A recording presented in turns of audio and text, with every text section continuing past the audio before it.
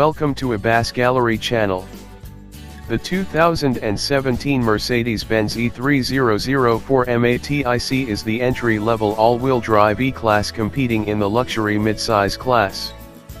The new E-Class comes with two 12.3-inch displays, as well as more driving assistance packages, enhanced parking functions and ambient lighting with 64 colors.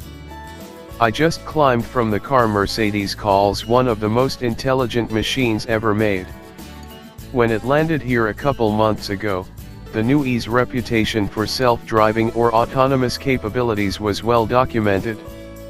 The car is a little bigger than the E-Class it replaces, and the interior is enormously improved. If it's not the best interior on the market, I submit it is the best interior on the market for this price. The materials are great, with the wood trim particularly fabulous. All of the techie stuff is easy to decipher, even for me. I suppose the answer is both. The engine, with 241 HP, isn't bad, especially in the middle revs. That said, I complained about the turbo force sound, saying a luxury car shouldn't sound like an economy car. So I have to say that here, as well.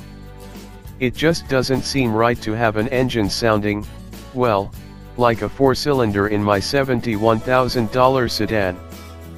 Power isn't an issue, though, so that base is covered.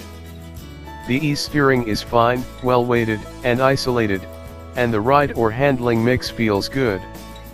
As for autonomy, it's easy. Engage the system, set the speed and you're on your way, the car happily motoring down the freeway or surface street, slicing through corners and always keeping appropriate distance from the car in front. Fully trusting the system takes some getting used to.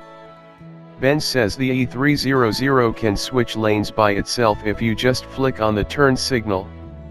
I didn't try that.